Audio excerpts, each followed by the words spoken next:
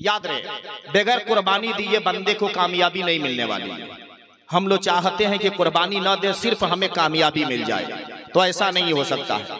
ये 5 साल 7 साल 8 साल न जाने कितने साल कुर्बानी पेश किए, अब उसके बाद से आने के बाद से इनको इस मकाम से मर्तबा से नवाजा गया है। तो कुर्बानी देना जरूरी है। अल्लाह कुरान पाक में फरमा रहा है, सूरह आले इमरान आयत नंबर 139 पारा नंबर 4, अल्लाह क्या फरमा रहा है, वला तहनु, और न सुस्ती करो, वला तहसनु, और न गम खाओ। यानी रहे, याद रहे मुसलमानों, सुस्ती करने से भी मना किया गया और गमगीन होने से भी मना किया गया। सुस्त भी नहीं बनना है और गमगीन भी नहीं होना है। वअंतुमुल आलौन, अल्लाह तुम्हें आला बना देगा, अल्लाह तुम्हें इज्जत वाला बना देगा, अल्लाह तुम्हें असमत वाला बना देगा, अल्लाह तुम्हें वकार वाला बना देगा, अल्लाह तुम्हें शानो शौकत अता फरमाएगा। इन कुंतुम मुमिनीन, मगर शर्त यह है कि तुम ईमान रखते हो। अल्लाह की बारगाह में सबसे कीमती दौलत क्या है? तो मुसलमानों, ईमान की दौलत है। जो लोग गए होंगे यहाँ से, बहुत सारे लोग छावनी गए होंगे, तो वो लोग सुने होंगे कल की जो मेरी बहस थी, वहां पर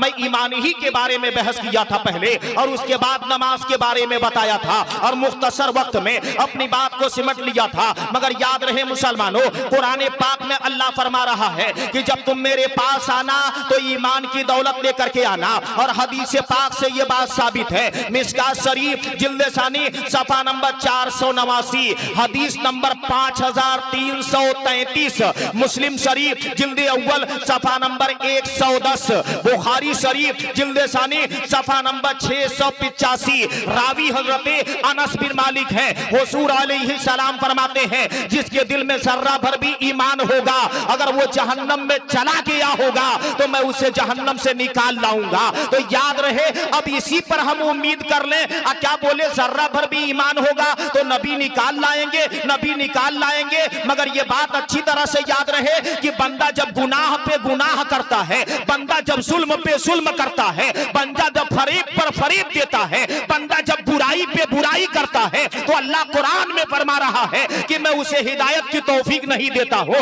उसकी तौफीक को छीन लिया जाता है। और इस बात का अंदेशा है, इस बात का डर है कि वो मरेगा तो जहन्नम में जाएगा, वो मरेगा तो ईमान पे नहीं मरेगा। तो सिर्फ उसी को उम्मीद बना करके और उसी को आड़ बना करके बचने की कोशिश न करें। इतना आसान नहीं है बच जाना। अब बात को गौर से सुने और समझने की कोशिश करें। मुसलमानों, हर बंदा ये चाहता है कि जब मैं दुनिया से जाऊं तो ईमान पे जाऊं, चाहे गुनहगार क्यों ना हो, पापी क्यों ना हो, नेकोकार क्यों ना हो, आबिद क्यों ना हो। तो याद रहे, वो चाहे बंदा अच्छा हो या बंदा बुरा हो, ये उम्मीद जरूर रखता है कि जब मैं मरूं तो ईमान पे मरूं, जब मैं मरूं तो इस्लाम पे मरूं, जब मैं मरूं तो दीने हनीफ पे मरूं। तो क्यों ना मैं आप लोगों को ऐसा तरीका बता दूं कि अगर आप उस पर अमल करेंगे तो इंशाअल्लाह आप मरेंगे तो ईमान ही पे मरेंगे। सुनेंगे उस बात को? हाँ, क्यों ना मैं आप लोगों को ऐसा तरीका बता दूं कि आप उस पर अमल करते रहें। नबी के फरमान के मुताबिक जब भी आप दुनिया से जाएंगे तो बेईमान नहीं जाएंगे, ईमान ही पे जाएंगे। सुनेंगे उस हदीस को? हाँ, कितने लोग सुनेंगे? हाथ उठा के बोले या रसूल अल्लाह। सुनिए हदीस से पाक, मिशकात शरीफ जिल्द अव्वल सफा नंबर 168, हदीस नंबर 2814। वअन अनस बिन मालिक क़ाल, हज़रत अनस बिन मालिक रदी अल्लाहु अन्हु से रिवायत है, क़ाल रसूलुल्लाह सल्लल्लाहु अलैहि वसल्लम, कि नबी करीम सल्लल्लाहु अलैहि वसल्लम ने फरमाया, इन्ना सदक़ता लतुत्फ़िउ ग़ज़ब रब्बी, सदका अल्लाह के गजब को बुझा देता है।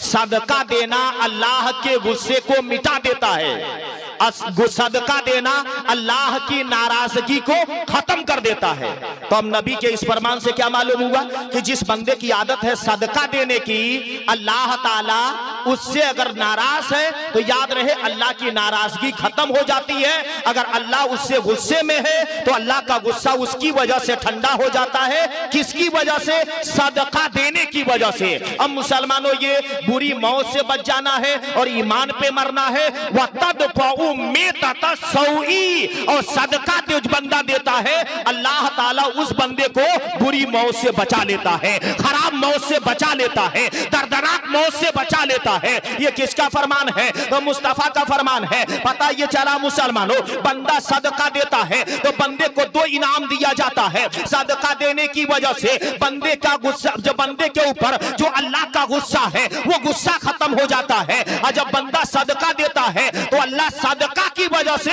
उस बंदे को बुरी मौत से बचा लेता है। और कौन नहीं चाहता है कि अल्लाह का गुस्सा हमसे मिट जाए? कौन नहीं चाहता है हम बुरी मौत से बचा लिए जाए? तो मुसलमानों, चाहते हो अगर अल्लाह का गुस्सा तुम्हारे लिए ठंडा हो जाए, अगर चाहते हो कि तुम्हें बुरी मौत से बचा लिया जाए, तो जहां कहीं भी रहो, 2 रुपया 4 रुपया 10 रुपया 20 रुपया 100 रुपया 200 रुपया 1000 रुपया 2000 रुपया लाख रुपया करोड़ रुपया, जैसी हैसियत खुदा दिया करे, मुसलमानों उस एतबार से सदका देते रहो। अल्लाह ताला का गुस्सा तेरे लिए ठंडा हो जाएगा और तू जहां कहीं भी रहेगा अल्लाह तुझे बुरी मौत से बचा लेगा।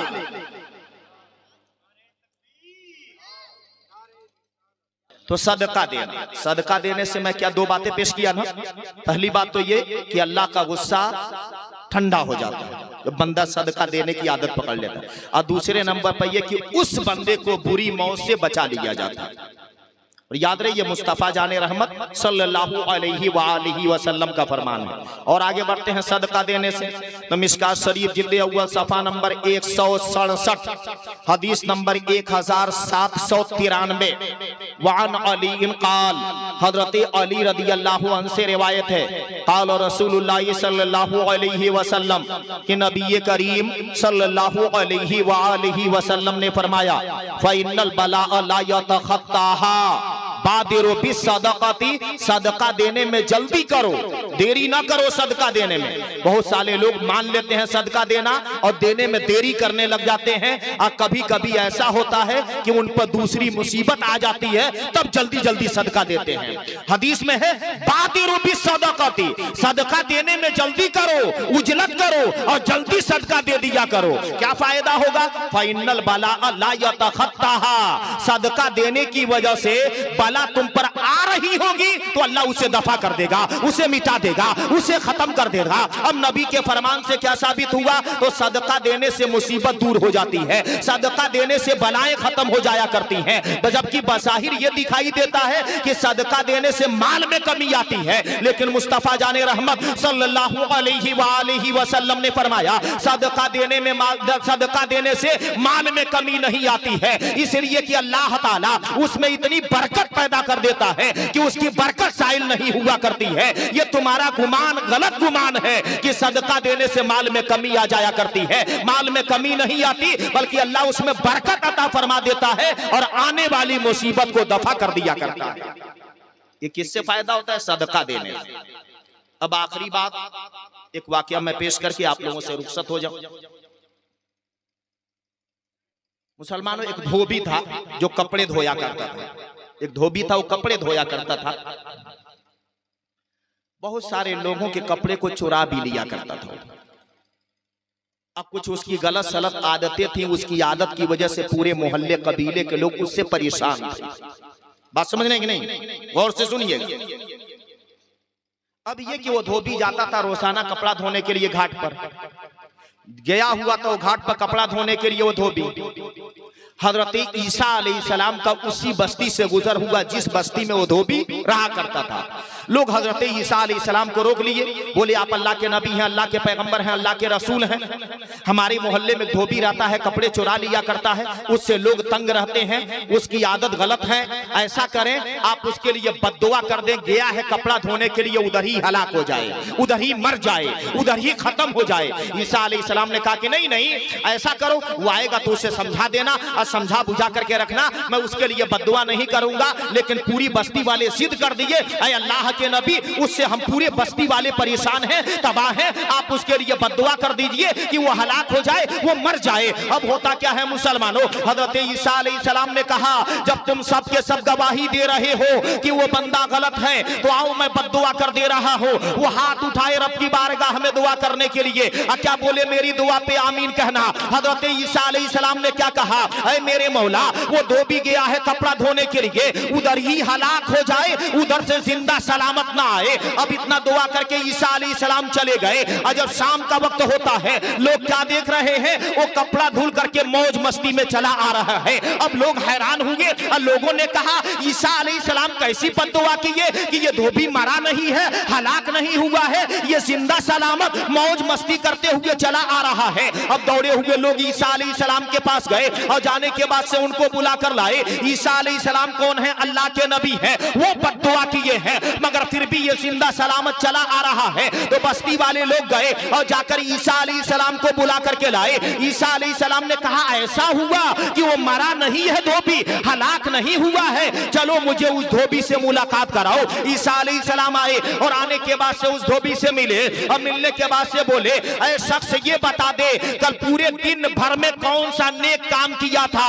तो क्या बोला? मैं गुनहगार आदमी हूं, मैं कहां नेकी करता हूं, मैं पापी आदमी हूं, मैं कहां भलाई करता हूं, मैं खतावार आदमी हूं, मैं कहां नेकी करता हूं। हजरत ईसा अलैहिस्सलाम ने फरमाया नहीं नहीं, याद कर कोई नेकी किया है कि नहीं किया है। तो धोबी बोला कोई और तो नेकी नहीं किया हो। जब मैं घर से चला था घाट की तरफ कपड़ा धोने के लिए, तो अपने खाने के लिए दोपहर में खाना खाने के लिए मैं चंद रोटी लिया था। गालिबन वो 4 रोटी का जिक्र किया गया है कि 4 रोटी लिया था ताकि दोपहर में कपड़ा धो करके थक जाऊंगा और जब मुझे भूख लगेगी तो वही रोटी खा लूंगा। वो 4 रोटी लेकर के मैं चला था और जब दोपहर में कपड़ा धो करके मैं थक गया, अब मैं बैठा था उन रोटियों को खाने के लिए, भूख सता रही थी। अब भूख की वजह से मैं बेचैन था, बेकरार था, अभी मैं शुरू नहीं किया था, अभी तैयारी बना के बैठा था रोटियां खाने के लिए, जब तक एक फकीर आ गया और आने वाला कहता है कि मुझे कुछ खुदा के नाम पर दे दो, मुझे रहम आ गया, आज तक तो कोई नेकी नहीं किया हो,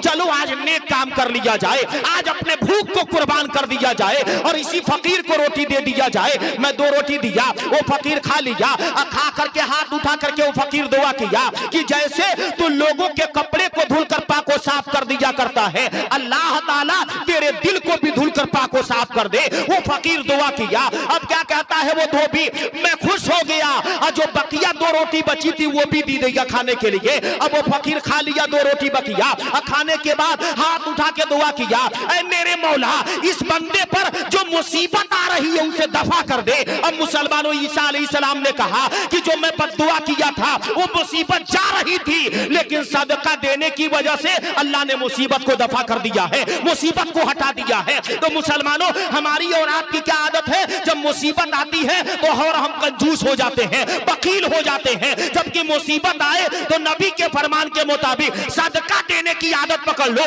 जो कुछ है उसे राहे खुदा में सदका कर दो, अल्लाह ताला मुसीबत को दफा फरमा देगा।